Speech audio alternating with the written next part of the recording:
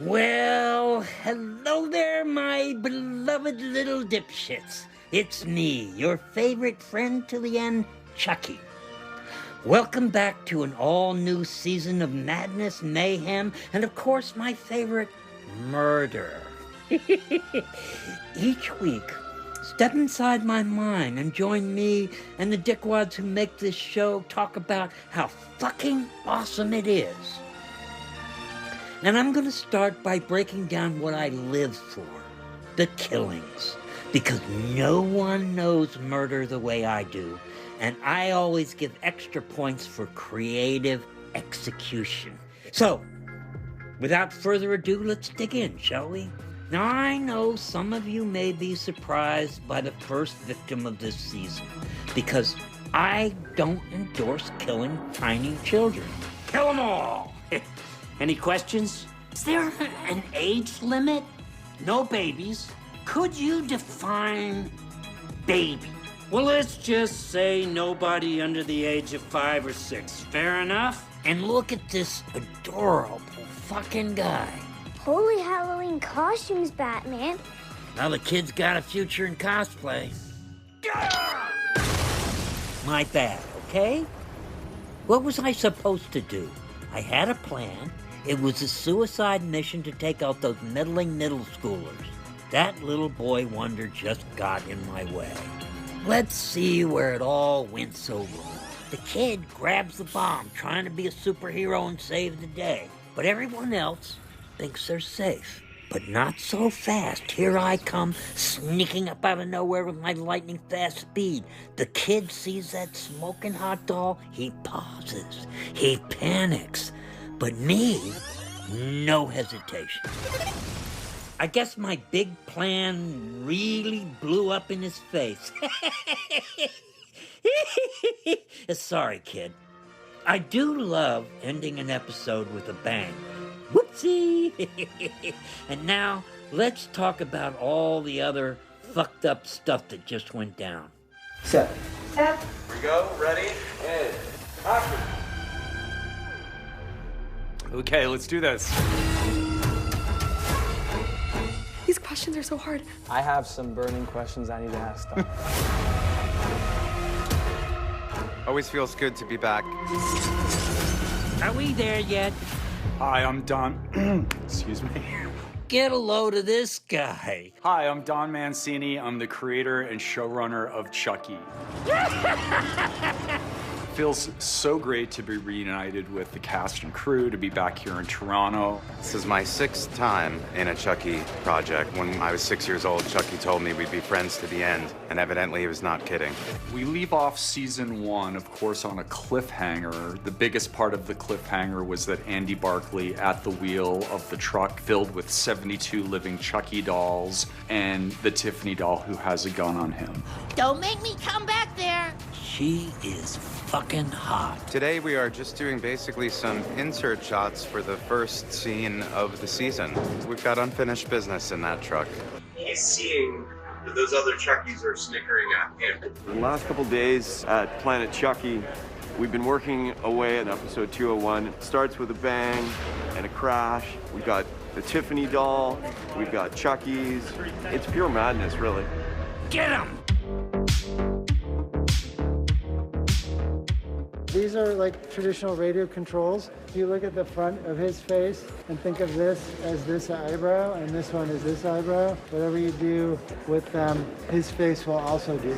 We've connected all the fingers together so they all go at once. When we move the fingers closed, they can grip things, pick things up.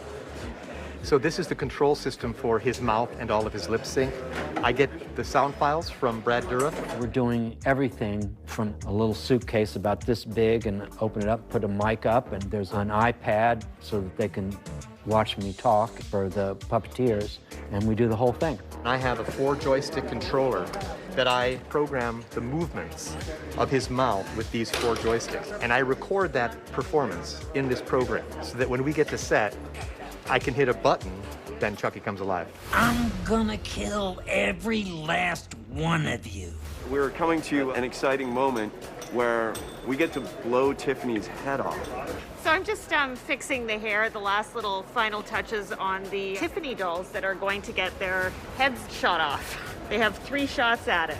So we'll see how it goes. I think it's going to be amazing. I'm looking forward to seeing it in the full movie lights, slow-mo, 120 frames per second. We really want to go for it. It's going to be fun. Ready? 3, 2, 1, action! Pulling off the emotions of Andy Barclay's big sacrifice requires a lot of patience and setups. You know, they always tell you that this business is hurry up and wait, but when we get to the good stuff, it's really rewarding.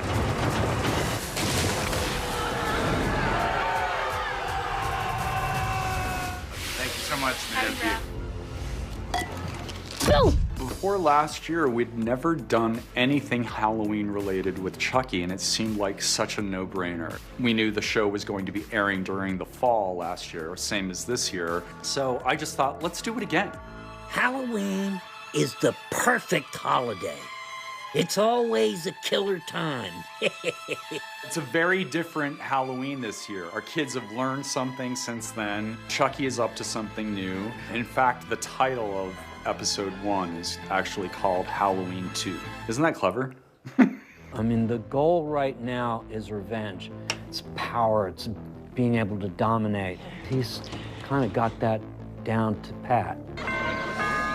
The Halloween costumes on this set never fail to amaze me, but I think Chucky takes the bag. Last year was Hello Kitty, this year it's the ghost of Halloween past. It's basically just a cloth with 2 eye holes.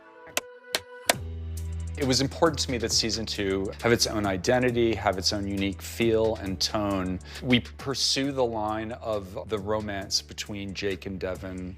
I love you, Jake. I love you more, Devin. It's complicated, I guess I have to say. You know, we haven't really seen each other in a while, and Devin wants to, you know, see more of him, see more of Jake. You're separated, so it's hard to kind of connect again, and that's kind of hitting both of them pretty hard. We kind of start off and we have this idea that we're going to be seeing each other a lot, and we share that wonderful, delightful kiss. Then we don't see each other for a while. 6 months. 6 months. That's kind of the start of our, I guess, relationship problems. The characters and the actors are a year older now. They have new obstacles in their path. When we start off season 2, we see Lexi has transformed into a completely different person. So Jake and Devin, they've all gone through so much and so much loss, so much grief, and they are really different people now. Lexi obviously has changed her look. She wants to be nothing of the person she was before, and she's really just trying to get through and cope in any way she knows possible. Action. Gary, no! And cut it. Great. So this is the first scene that we see that Chucky is back, and I couldn't help but just like smile at him. I was like, it's kind of cool seeing him working again. Chucky, being the DIY king he is, brings this homemade bomb to Lexi's house, hoping to blow up all the kids and himself, which he's never done before. Chucky is back, bigger, and 10 times more dangerous than before. You have no idea what I got up my tiny little adorable sleeves. Why did Zach kill Gary? I did not kill Gary. It was Chucky. Jake's formed this strong brotherly bond with this kid, Gary, and following a trend, Chucky seems to jump in his life and ruin everything. He's gonna blow us on the smithereens. He killed Gary, and throughout the series, we see how that guilt affects Jake and how it motivates his decisions. This scene sets us up for the rest of the season where, you know, we get blamed for the bomb because who's gonna believe Chucky, and he's a doll. So we get sent to this new place and, you know, we're trying to figure out how to fight Chucky here in a totally different environment. Boom! I see the reform school as just a whole new playground for Chucky. Now he has the 3 people who he's wanted to kill the most in this super creepy Hogwarts-like setting. I thought it would be fun to plug Chucky into the sort of tone that a bunch of movies that I loved as a kid had. Movies like The Omen and The Exorcist. Just having Chucky interact with nuns and priests and confession, all of that just seemed inherently fun to me. You think that was wild? Wait till you see what those assholes do in the next episode.